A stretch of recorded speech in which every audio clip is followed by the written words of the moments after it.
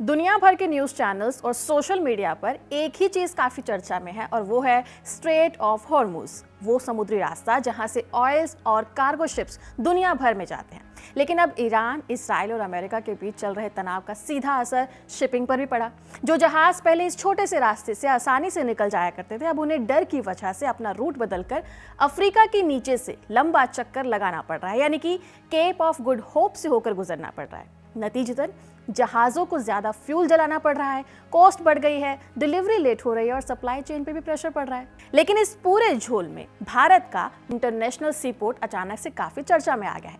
केरल के तिरुवनंतपुरम के पास बना ये पोर्ट अब एक तरह से बैकअप हब जैसा काम कर रहा है। मीडिया रिपोर्ट्स की माने तो यहाँ अभी 100 से ज़्यादा इंटरनेशनल शिप्स ट्रांसशिपमेंट के लिए अपनी बारी का इंतजार कर रहे हैं। शशि थरूर ने भी एक्स पर लिखा कि अचानक से इस पोर्ट पर इतने जहाज़ों का आना भारत के लिए एक बड़ा टर्निंग पॉइंट हो सकता है। तो चलिए इस वीडियो में समझते हैं कि आखिर दुनिया भर के जहाज़ इस पोर्ट की तरफ रुख क्यों कर रहे हैं।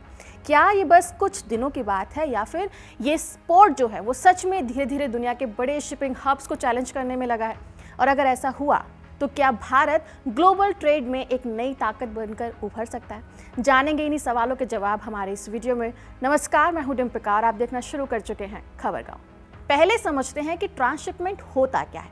इसे कुछ ऐसे समझिए जैसे एक बड़ा ट्रक फैक्ट्री से सामान लेकर निकलता है, लेकिन हर छोटे इलाके तक वो जा नहीं सकता, इसलिए बीच में किसी बड़े गोदाम पर रुककर पूरा माल उतार देता है और फिर वहां से छोटे छोटे वाहनों में बांटकर अलग अलग जगह उस सामान को भेज दिया जाता है। शिपिंग की दुनिया में भी यही होता है। बड़े बड़े जहाज जो होते हैं, जिन्हें मदर वेसल कहा जाता है, दुनिया के लंबे रूट्स पर चलते हैं लेकिन हर छोटे पोर्ट तक नहीं पहुंच सकते। इसलिए ये किसी बीच के बड़े पोर्ट पर रुककर अपने कंटेनर को उतार देते हैं और फिर वहां से छोटे जहाज, जिसे हम फीडर वेसल कहते हैं, उस सामान को अलग अलग जगहों पे पहुंचाते हैं।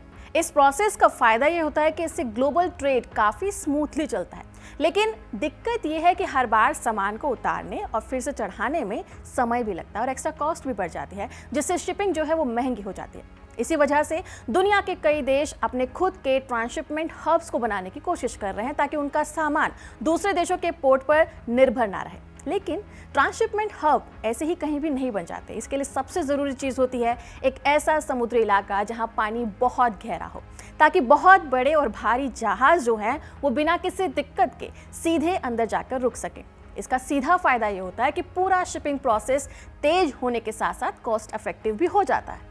तो चलिए अब आते हैं विजिंझम पोर्ट पर। केरल के तिरुवनंतपुरम के पास ये जगह पहले सिर्फ फिशिंग और टूरिज्म के लिए ही जानी जाती थी, लेकिन आज ये भारत का पहला डीप वाटर ट्रांसशिपमेंट हब बन चुका है, जिसे अडानी ग्रुप के साथ पब्लिक प्राइवेट पार्टनरशिप में बनाया गया। इसकी 18 से लेकर 20 मीटर की गहराई है, जिसकी वजह से दुनिया के सबसे बड़े कंटेनर शिप्स, जिसे अल्ट्रा लार्ज कंटेनर वेसल यानी कि ULCVs कहा जाता है, वो यहाँ आकर आसानी से रुक सकते हैं। भारत में यूँ तो कई दूसरे पोर्ट्स भी हैं, जैसे कि Nehru port authority, Chennai port, Kolkata port, Visakhapatnam port, Kandla, Mundra, Cochin और पारादीप पोर्ट, लेकिन इनकी गहराई इतनी नहीं है, जिसकी वजह से यहाँ पे बड़े जहाज रुक नहीं सकते हैं। नतीजतन हमें अपने जहाज़ों को कोलंबो या फिर दुबई पर ही रोकना पड़ता है।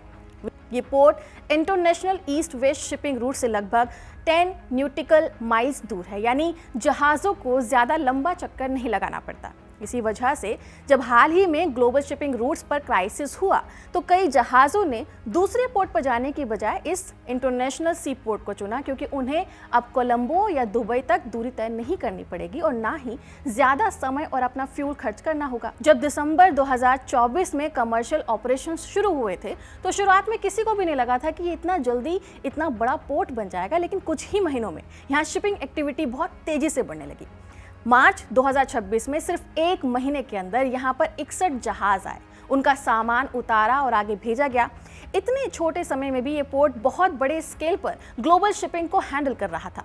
अब इसका फेज सेकंड एक्सपेंशन भी तेजी से चल रहा है, जिससे इसे और बड़ा बनाया जा रहा है ताकि यहाँ एक साथ 5 बड़े मदरशिप्स आसानी से रुक सके। शशि थरूर के मुताबिक तो स्ट्रेट ऑफ हॉर्मुज क्राइसिस के बाद दुनिया की नज़र उनकी कंस्टिट्यूएंसी पर आ चुकी है और उनके मुताबिक करीब 100 शिप्स अभी भी लाइन में लगकर वेट कर रहे हैं अपने सामान के उतरने और वापस से चढ़ने का। चलिए बात करते हैं कि भारत को इस पोर्ट से क्या फ़ायदा हो सकता है। तो देखिए, भारत का जो ट्रांसशिपमेंट कार्गो हुआ करता था, यानी कि जो सामान बीच में दूसरे देशों के पोर्ट से होकर आता या जाता था, उस पर सालाना 4.5 to 5 मिलियन TEU के आसपास खर्च होता था। लेकिन उसका बड़ा हिस्सा कोलंबो, सिंगापुर या दुबई जैसे पोर्ट पर निर्भर करता था। इसका मतलब हर बार भारत का पैसा बाहर जाता और शिपिंग कॉस्ट भी बढ़ जाता था।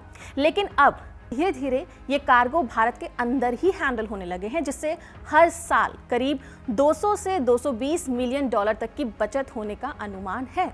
इसके साथ साथ हर कंटेनर पर 80 से लेकर $100 तक का लॉजिस्टिक खर्च कम हो रहा है, जिसका सीधा फायदा इंडियन एक्सपोर्टर्स को मिल रहा है, चाहे वो टेक्सटाइल हो, इलेक्ट्रॉनिक्स हो, ऑटो पार्ट्स हो या फिर एग्रीकल्चर प्रोडक्ट्स। इसके अलावा रोजगार की बात करूं तो यहाँ डायरेक्ट और इनडायरेक्ट दोनों तरह से उनको नौकरियों में बढ़ावा मिल रहा है। 2028-29 तक यहाँ करीब 5500 लोगों को सीधे पोर्ट में काम करने की उम्मीद है। खासकर ट्रक चलाने वाले, गोदामों में काम करने वाले, लॉजिस्टिक्स को संभालने वाले और जहाज़ों की मरम्मत जैसे कामों में लोगों को नौकरियां मिलने की उम्मीद है।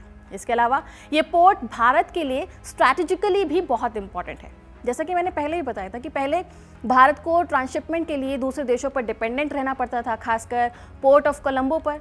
लेकिन वहाँ चीन का इन्फ्लुएंस बढ़ने और रीजनल पॉलिटिक्स की वजह से हमेशा एक रिस्क बना रहता था। इसी तरह मिडल ईस्ट के जबल अली पोर्ट पर भी पॉलिटिकल इंस्टेबिलिटी का असर पड़ता था।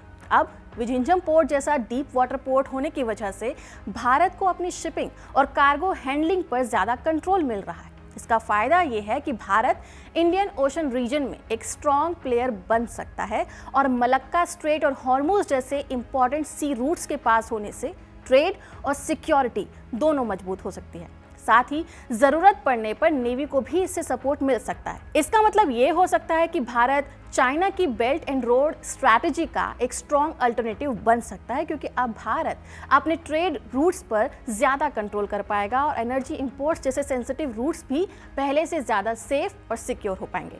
लेकिन सबसे बड़ा सवाल ये है कि क्या ये एडवांटेज परमानेंट होगी। देखा जाए तो हॉर्मुज की जो टेंशन है वो टेम्पररी बताई जा रही है। क्राइसिस सॉल्व हो गया तो शिप्स वापस से पुराने वाले रूट पर जा सकते हैं। ऊपर से ग्लोबल शिपिंग में कंपटीशन भी ज़्यादा है। अभी जबल अली पोर्ट पहले से ही बहुत ज़्यादा स्ट्रॉन्ग है, क्योंकि वहाँ पर मॉडर्न इंफ्रास्ट्रक्चर है, बड़ी शिपिंग कंपनियों का पूरा नेटवर्क सेट है।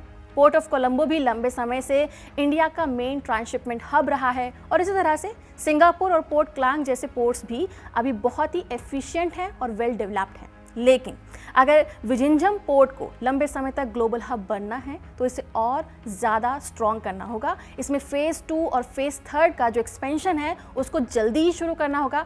बेहतर रेल रोड कनेक्टिविटी होनी ज़रूरी है और ग्लोबल शिपिंग कंपनियों को ये भरोसा दिलाना है कि ये सिर्फ टेम्पररी स्टॉप नहीं है, बल्कि ये परमानेंट हब बन सकता है। इसके लिए सरकार का सपोर्ट चाहिए, अच्छी पॉलिसीज़ चाहिए और इंसेंटिव्स की भी ज़रूरत है, ताकि शिपिंग कंपनियां इसे सीरियसली अपनाएं। अगर यहाँ काम फास्ट होता है, डिले कम होगा और कॉस्ट भी कम रहेगी, तभी तो ये कोलंबो जैसे बड़े पोर्ट से मार्केट शेयर ले सकता है। फिलहाल इस खबर में इतना ही। इस वीडियो को रिकॉर्ड किया है सर्वेश ने। मैं हूँ डिम्पिका और आपका इस पर क्या कहना है कमेंट सेक्शन में ज़रूर बताइएगा। नमस्कार।